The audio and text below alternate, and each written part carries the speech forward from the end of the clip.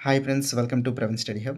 ఈరోజు ఈ వీడియోలో అక్టోబర్ 15, 16 తారీఖున ఈనాడు న్యూస్ పేపర్లో వచ్చినటువంటి ఇంపార్టెంట్ కరెంట్ అఫైర్స్ను పోటీ పరీక్షల దృష్ట్యా తెలుసుకుందాం. సో ఈరోజు మనం ఫస్ట్ టాపిక్ చూసినట్లయితే మడగాస్కర్లోని సైనిక తిరుగుబాటు. ఈ మడగాస్కర్ అన్నది తూర్పు ఆఫ్రికాలోని ద్వీప దేశం అన్నమాట. అక్కడ అధ్యక్షుడు ఎవరు అంటే ఆండ్రీ రాజోలీనా. ఇతను రాజీనామా చేసి ప్రాణభయంతో దేశ విదేశాలకు పారిపోయాడనమాట. సో ఇతను ఎక్కడ ఉన్నాడో ఎవరికి తెలియదు. ఓకేనా. ఈ మడగాస్కర్లోని గత కొన్నాళ్ళుగా ఆకలి అంటే పేదరికము, పవర్ కట్ ఇలాంటి కొన్ని సమస్యలు ఉన్నాయి. వాటి కోసము యువత ఎక్కువగా ఈ నిరసనలో పాల్గొన్నారు. సో అందులో భాగంగానే ఆ దేశ అధ్యక్షుడు ఆండ్రీ రాజోలీనా రాజీనామా చేసి పారిపోయాడు. ఓకేనా. ఇంతే అండి.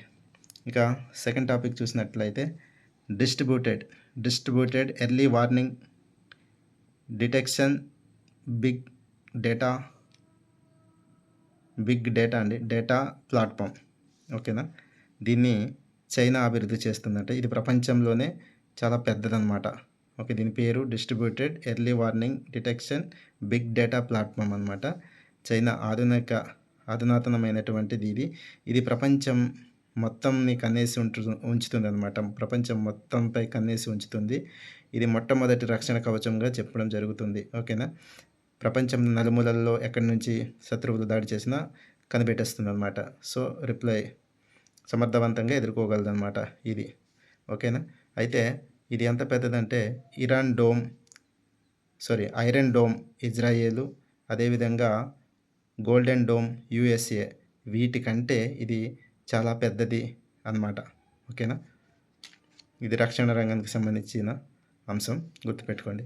ఇంకా మంగోలియాకు భారత్ నమ్మకమైన భాగస్వామి అని చెప్పి నరేంద్ర మోడీ అన్నారు. ఆ దేశ అధ్యక్షుడు కురెల్స్కా ఉక్నా ఇతను మన భారతదేశంలో 4 రోజుల పర్యటనలో భాగంగా ఢిల్లీలో నరేంద్ర మోడీతో సమావేశం అవ్వడం జరిగింది. అందులో భాగంగా మంగోలియా భారత్కు నమ్మకమైన భాగస్వామి అని చెప్పి నరేంద్ర మోడీ గారు చెప్పారు. మంగోలియా ప్రజలకు ఉచిత ఈ వీసాలను ఇస్తామని చెప్పారు. అదేవిధంగా 170 కోట్లతో చమురు శుద్ధి ప్రాజెక్టు మనం అక్కడ చేయడం జరుగుతుంది. 170 కోట్లతో చమురు శుద్ధి ప్రాజెక్టు. ఇది వాళ్ళ యొక్క ఇంధన రంగానికి భద్రత కల్పిస్తుందని చెప్పడం జరిగింది. ఓకేనా. నెక్స్ట్ అక్టోబర్ 16న వచ్చినటువంటి కరెంట్ అఫైర్స్. దక్షిణ కొరియా భారత్ సంయుక్త నౌకదళ విన్యాసాలు.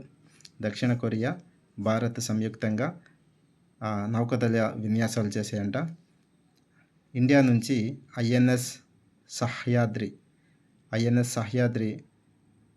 పార్టిసిపేట్ చేసింది. ఎక్కడ అంటే రిపబ్లికన్ ఆఫ్ కొరియా బుసానా తీరంలో. ఓకేనా. బుసానా తీరంలో గుర్తుపెట్టుకోండి, ఇంపార్టెంట్ అవుతుంది. Next very very important, super GST super సేవింగ్స్లో భాగంగా మనకు కర్నూలులోని నరేంద్ర మోడీ గారు ఈరోజు అక్టోబర్ 16న 2025న కర్నూలులో ప్రారంభిస్తారు.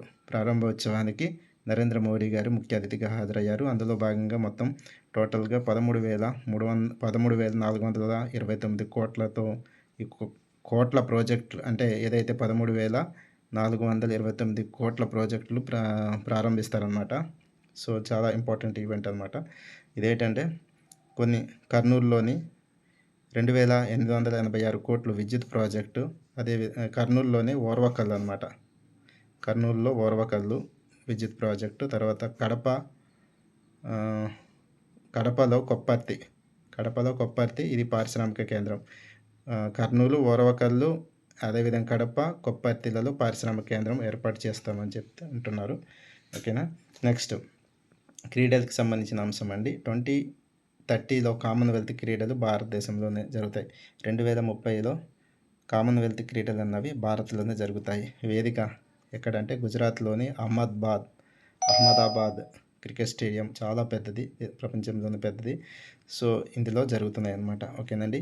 సో ఇది అక్టోబర్ 15, 16 కరెంట్ అఫైర్స్. సో చాలా సింపుల్గా ఉన్నాయి. నేను ఇంపార్టెంట్ వాటిని మాత్రమే చెప్తున్నానండి, ఎందుకంటే అనవసరమైన వాటిని చెప్పడం వేస్ట్ అనిపించి ఏవైతే మనకు క్వశ్చన్స్ రావడానికి ఆస్కారం ఉందో అటువంటి వాటిని మాత్రమే నేను వీడియోస్ చేయడం జరుగుతుంది. సో అభ్యర్థులు యూజ్ చేసుకోండి. ఓకేనండి. Thank you.